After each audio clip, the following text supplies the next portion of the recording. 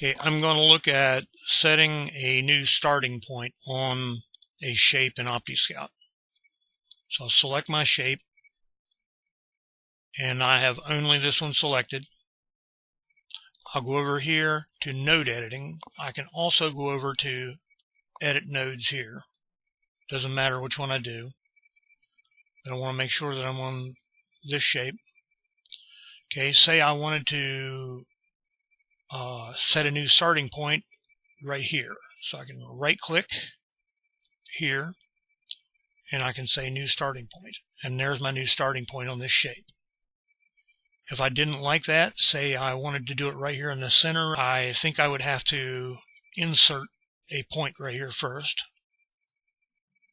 Now I think I can go back in and click it and new starting point, and now I've been able to do it there. So it's all in that.